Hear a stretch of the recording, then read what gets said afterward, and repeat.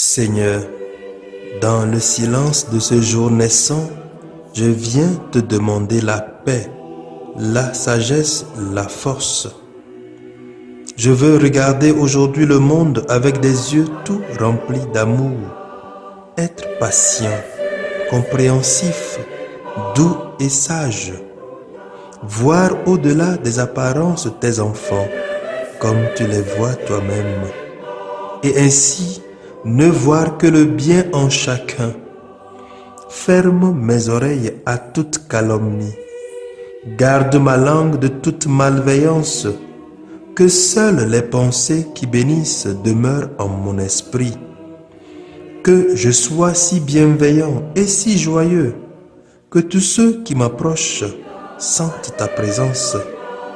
Revêt-moi de ta beauté, Seigneur, pour qu'au long de ce jour, je te révèle. Amen.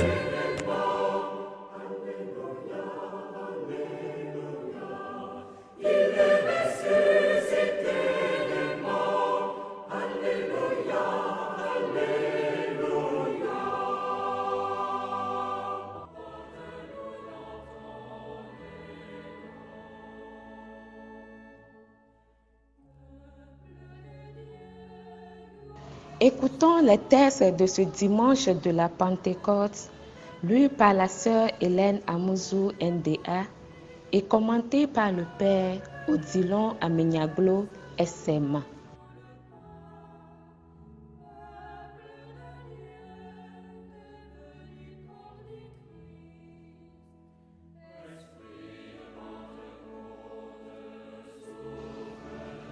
Première lecture. Lecture du livre des Actes des Apôtres, chapitre 2, versets 1 à 11. Quand arriva le jour de la Pentecôte, au terme des 50 jours après Pâques, ils se trouvaient réunis tous ensemble.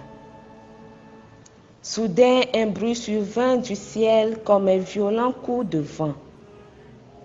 La maison où ils étaient assis en fut remplie tout entière. Alors leur apparurent des langues qu'on aurait dites de feu, qui se partageaient, et il s'en posa une sur chacun d'eux. Tous furent remplis d'Esprit Saint. Ils se mirent à parler en d'autres langues, et chacun s'exprimait selon le don de l'Esprit. Or, il y avait, résidant à Jérusalem, des Juifs religieux venant de toutes les nations sous le ciel. Lorsque ceux-ci entendirent la voix qui retentissait, ils se rassemblèrent en foule.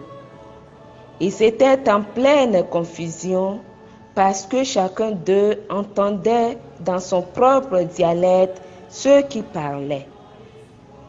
Dans la stupéfaction et l'émerveillement, ils disaient: ces gens qui parlent ne sont-ils pas tous galiléens? Comment se fait-il que chacun de nous les attend dans son propre dialecte, sa langue maternelle? Parthes, Mèdes et Élamites, habitants de la Mésopotamie, de la Judée et de la Cappadoce, de la province du Pont et de celle d'Asie, de la Phrygie et de la Pamphylie, de l'Égypte et des contrées de Libye proches de Cyrène, Romains de passage, Juifs de naissance et convertis, Crétois et Arabes, tous nous les attendons parler dans nos langues des merveilles de Dieu. Parole du Seigneur.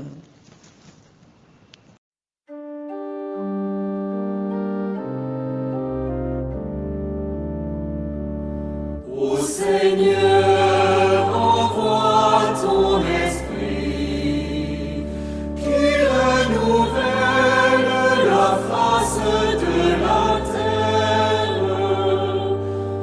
Ô Seigneur, envoie ton esprit, qui renouvelle la face de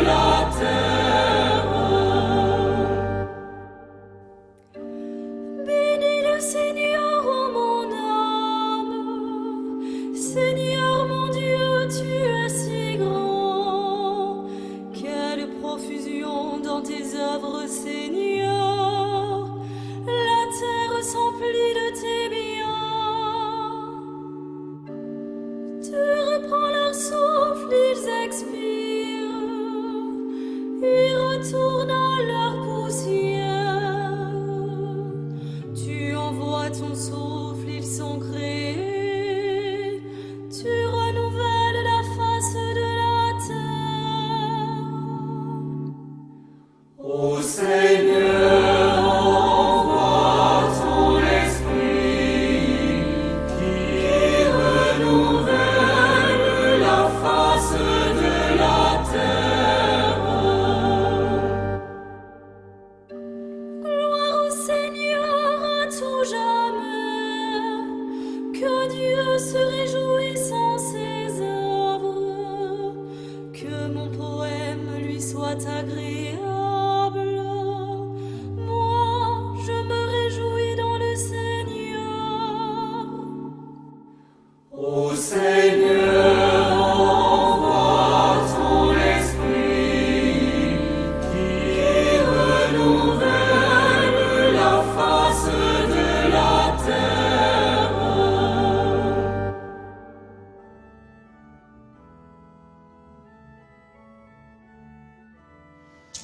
Deuxième lecture. Lecture de la première lettre de Saint Paul apôtre aux Corinthiens, chapitre 12, versets 3 à 7 et 12 à 13. Frères, personne n'est capable de dire « Jésus est Seigneur » sinon dans l'Esprit Saint. Les dons de la grâce sont variés, mais c'est le même Esprit. Les services sont variés, mais c'est le même Seigneur. Les activités sont variées, mais c'est le même Dieu qui agit en tout et en tous.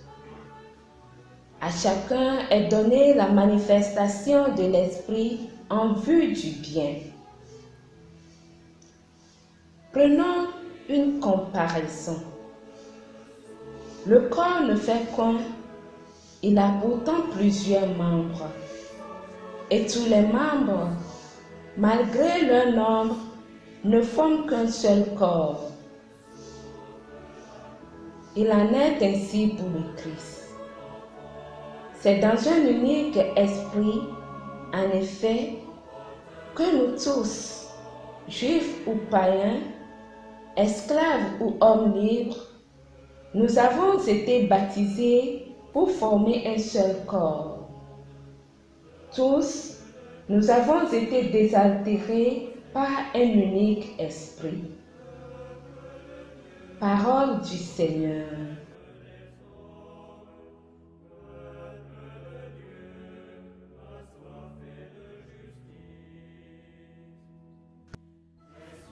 Séquence. Viens, Esprit Saint, en nos cœurs et envoie du haut du ciel un rayon de ta lumière. Viens à nous, Père des pauvres. Viens, dispensateur des dons. Viens, lumière de nos cœurs. Consolateur souverain, hôte très doux de nos âmes, adoucissante fraîcheur. Dans le labeur, le repos. Dans la fièvre, la fraîcheur. Dans les pleurs, le réconfort. Ô lumière bienheureuse, viens remplir jusqu'à l'intime le cœur de tous tes fidèles. Sans ta puissance divine, il n'est rien en aucun homme, rien qui ne soit perverti. Lave ce qui est souillé, baigne ce qui est aride, guéris ce qui est blessé. Assouplis ce qui est raide, réchauffe ce qui est froid, rends droit ce qui est faussé. À tous ceux qui ont la foi et qui en toi se confient, donne tes sept dons sacrés. donne mérite et vertu, donne le salut final, donne la joie éternelle.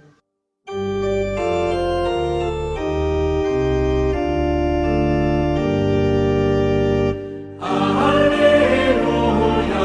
Alléluia, Alléluia, Alléluia.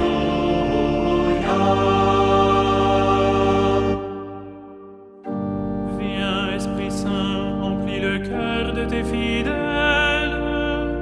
allume en eux le feu de ton amour.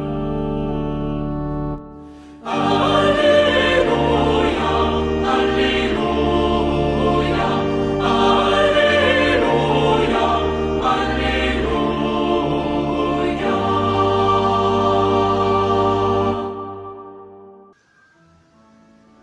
Évangile de Jésus-Christ selon Saint Jean, chapitre 20, versets 19 à 23. C'était après la mort de Jésus. Le soir venu, en ce premier jour de la semaine, alors que les portes du lieu où se trouvaient les disciples étaient verrouillées par crainte des Juifs, Jésus vint et il était là au milieu d'eux. Il leur dit, « La paix soit avec vous. » Après cette parole, il leur montra ses mains et son côté. Les disciples furent remplis de joie en voyant le Seigneur. Jésus leur dit de nouveau, « La paix soit avec vous. De même que le Père m'a envoyé, moi aussi je vous envoie. » Ayant ainsi parlé, il souffla sur eux et il leur dit, « Recevez l'Esprit Saint. À qui vous remettrez ses péchés, ils seront remis. À qui vous maintiendrez ses péchés, ils seront maintenus. » Acclamons la parole de Dieu.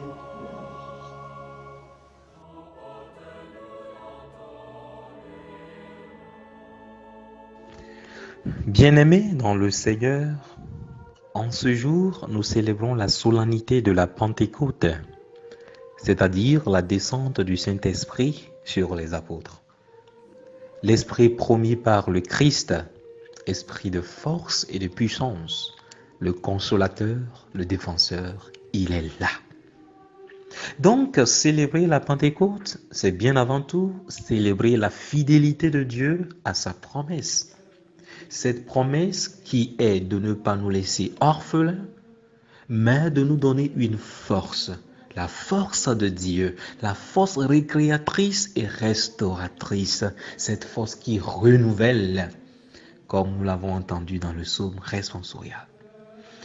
Déjà dans la première lecture du livre des Actes des Apôtres, au chapitre 2, Saint Luc décrit avec soin et détail comment les disciples du Christ reçurent le Saint-Esprit et l'impact que cela eut sur eux.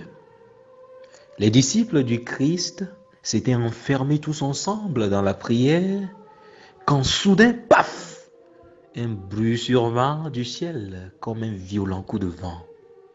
Toute la maison fut remplie, tous furent remplis du Saint-Esprit et se mirent à parler en d'autres langues.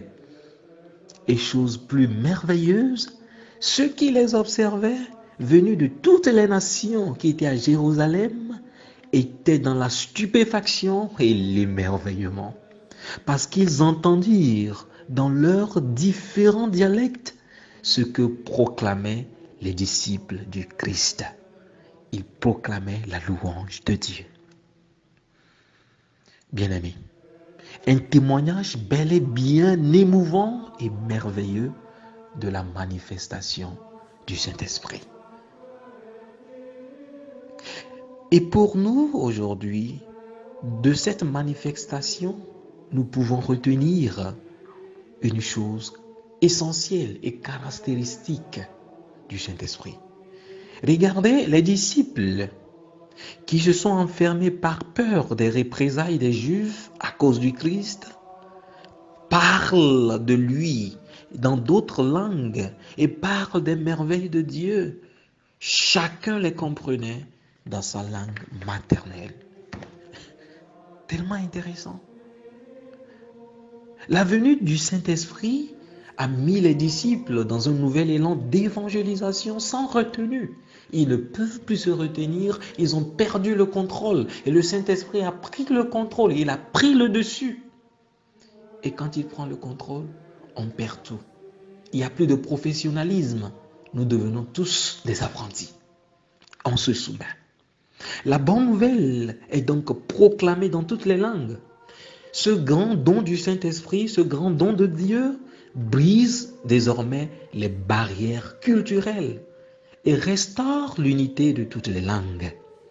C'est pourquoi chacun pouvait entendre les disciples dans leur langue maternelle.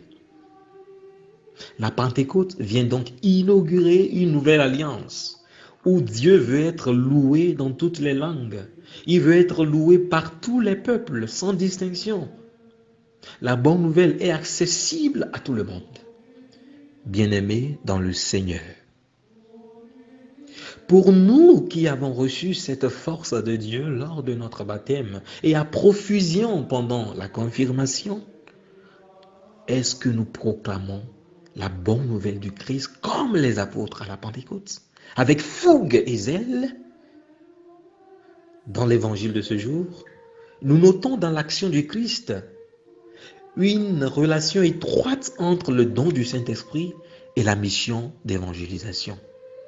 Après leur avoir dit, comme le Père m'a envoyé, moi aussi je vous envoie, Jésus souffla sur eux et leur dit, recevez le Saint-Esprit. Alors, nous recevons le Saint-Esprit ou bien l'Esprit de Dieu en vue d'une mission, en vue de témoigner du Christ partout, par nos paroles et nos actes. Est-ce que nous témoignons du Christ? Est-ce que nous portons ce témoignage au peuple que Jésus-Christ est vivant, qu'il est Fils de Dieu, qu'il est Seigneur? Et dans la deuxième lecture, Saint Paul va nous le dire, que personne ne peut dire que Jésus-Christ est Seigneur sinon dans le Saint-Esprit. Comme le refrain du psaume responsorial, bien-aimés, prions en ce jour pour que le Seigneur nous donne à profusion son esprit et que, par nos témoignages, nous puissions renouveler la face de la terre et du monde. Amen. Que le Seigneur Tout-Puissant et Miséricordieux nous bénisse et nous garde, le Père